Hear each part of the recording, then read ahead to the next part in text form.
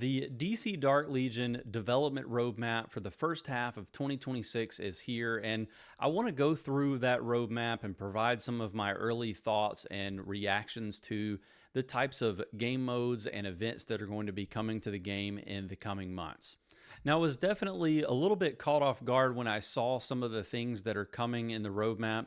Definitely some things that I think people will be excited for, but the overall direction of the game is moving in a way that I didn't expect a year ago when I first started playing DC Dark Legion, or at least when I first started making content for the game. I've been around since before that. There have been several iterations of DC Dark Legion over the last 18 months or more, some better than others, some better than the current version of the game, but I do think that we've never had a more polished game overall. It's just, again, the direction of the game that is the issue for me. But before I get ahead of myself, let's jump over to the roadmap. Okay, so I think the thing that stands out to me about this roadmap is they're really honing in on and focusing on the world map, and it's going to be changing very drastically as we move into 2026. Here's the post from Chad, the game's community manager, discussing some of the things that are going to be coming, and we're going to break those down, but I'm going to put up a larger version of the roadmap so you can see that as we talk through it. Okay, so as I mentioned, it looks like the first two blocks on the roadmap are going to be focused on the world map. There's going to be a lot of expansion, so it's going to be a more dynamic world map. You're going to be actually utilizing it a little bit more when you log in. A lot of people have been asking for more things to do, and I've definitely cautioned against asking for busy work. I don't like busy work. I never have since I was in grade school, and I just don't like having things to do that don't give me benefit or enjoyment when I'm playing these games. I don't like having to do daily quests that have nothing to do with the champions or, getting to use their kits. That's the part of the game that I thrive in. And, so it's kind of frustrating a little bit probably for me because I don't want to have to interact with a bunch of things that are just kind of inconsequential. But for the large majority of people who do want to have just some point and click fun, here's what you're going to be seeing. First thing is going to be world map encounters. So Dark Legion forces are going to appear directly onto the map, and you'll be doing rallies and marches in coordinated assaults to defeat those rallies. We don't have much information on how it's going to work. Obviously, the assumption is it's going to be very similar to Umbral Rift or just the basic Dark Legion coordinated assaults that we already have, but it's going to be more of a kind of like a world boss type mechanic. I've been asking for world bosses in this game for quite a while, but not in this way. I want a world boss that our league can take down together, and there will be like a global leaderboard where every league can kind of see where they land in the pecking order. I think something like that would be really cool, or one where you just go against your server mates or something like that, or even server versus server battles for these world bosses. But apparently we're not going to get that, or at least not in the way I want it. I want to be able to use my champions manually. I'm kind of growing tired of all of the ship combat that we're getting in the game, but it seems that Fun Plus's direction is to take the game even further towards that ship combat for pretty much everything that you do. So that's kind of what we're up against here. World map encounters, we'll see how they work out. League territories are going to become more of a thing. So with one of the more recent updates, what they did was they made it where you can relocate. You have a base on the map now, and you can move it around and kind of join up with your league mates. These new league territories will take a bigger, or they're going to become center stage on the world map. You'll be able to move your base into those territories, and you'll get extra benefits from being in the territories that you own. And then there's going to be expanded world map interactions. New interaction layers, they say, will be introduced around the world map objectives, and there will be strategic choices that you can make. I don't know what that means, but it does seem like there's probably going to be some element of being able to at least attack nodes on the map. It's probably going to be more things like the league trains that you can attack. but more specific to players. We can already attack each other's ships, so it's really nothing new, but there are going to be some more strategic objectives that you'll be able to attack and win resources for. I highly doubt that it's going to pull resources out of your individual account.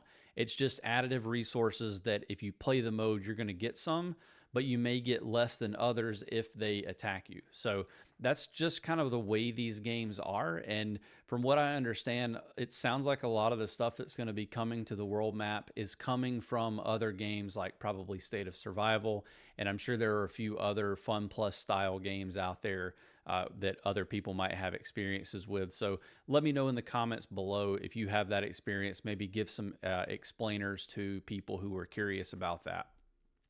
But that's really the world map expansion system that they're going to be implementing. Not sure I'm going to be a fan of it. I despise ship combat for the most part. There are a few strategic modes that I actually enjoy, but you know, there's a such thing as too much. Dark Invasion is going to be coming, and it says dark multiverse threat breaches the world map, drawing commanders across the earth to stand together and push it back. I take this to mean that the world boss that I was just talking about, maybe that's a little bit different from the world map encounters. So it could be two separate sets of bosses. But the Dark Invasion, it seems like I said, a world boss that you're going to take down as a server. So, you know, maybe it'll be pretty cool. I assume that it's going to be ship combat again, but we'll wait on further confirmation once this gets a little bit more materialized. So the next thing we're going to have is solo convoy missions. And these are, I was just talking a little bit about this, but you're going to transport resources across the world map. And you can also intercept rival convoys for high-risk rewards. So there will definitely be a system for fighting other players on the world map and taking resources. Now, again, not pulling those resources from other people's inventories.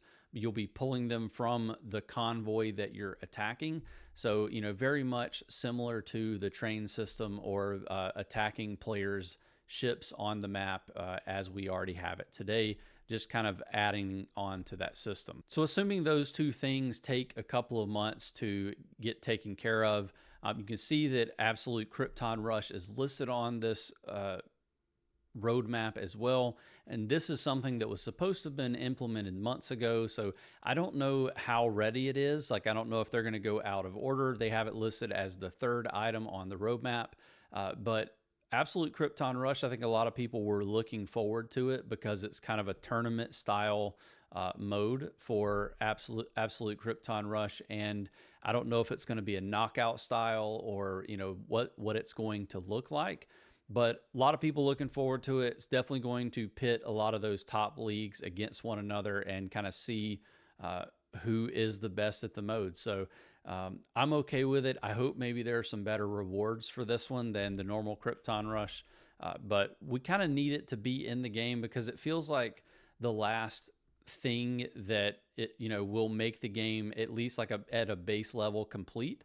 And it'd be cool to see that come into the game before the anniversary of the global launch of the game. And lastly, we have Recruitment Drive. So this is what a lot of people have been referring to as migration on the Discord server and probably on Reddit. But it's going to be a very limited system, and you're going to be able to move your account from one server to another. So I don't know how far away from the current server that you're on you'll be able to move. It may be a situation where you can move as far back as you want to the older servers. But if you're on an older server, it may limit you to move to the newer ones. Personally, I've heard of ways that you can do this where if for example, me being on one of the oldest servers in the game, if I wanted to move to one of the newer ones, I could do that, but it would lock all of my players that aren't accessible in the bleed yet. And it would be potentially a way for someone who just needs a break from, feeling like they have to spend anvils and play the game at a high level every week. Kind of gives you maybe a few months to think about things.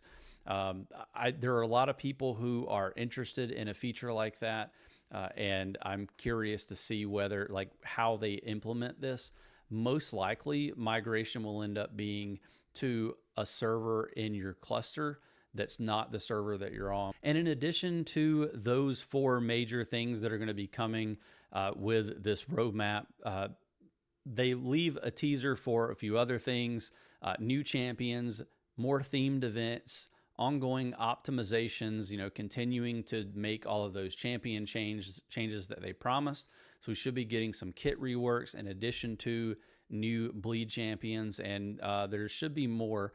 They say that there is going to be a March anniversary celebration, and I really hope that that one's going to give us something really nice, maybe a new champion that we can go after.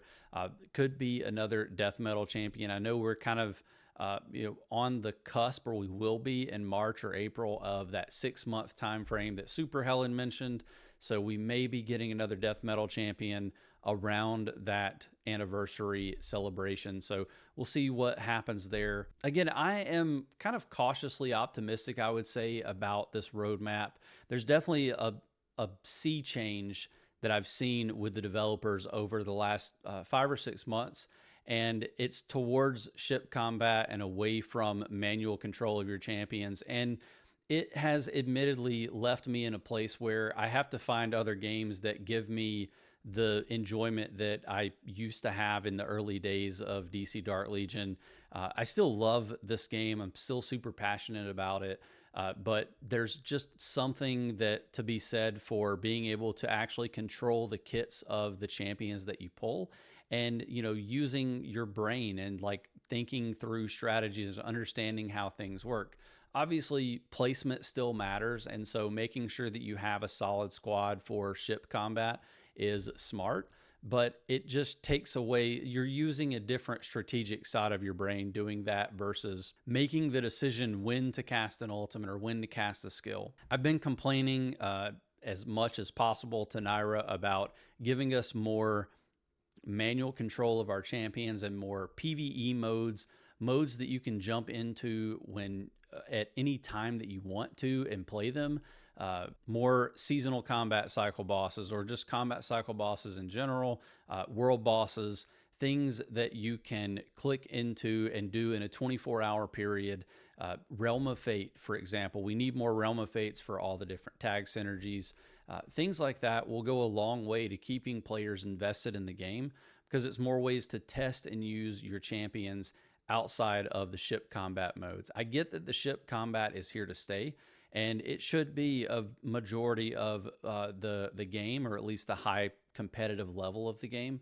But we need more ways to stay engaged whenever we're not doing ship combat. So I don't expect to see much of those wish list items on the first quarter roadmap, but I really do hope that they'll consider adding some things for summer and fall. So between June and October or November, I would love to see some more of those things that a lot of people in the community are hoping for. So let me know what you think about this roadmap in the comments below. Very curious to hear community sentiment around the roadmap.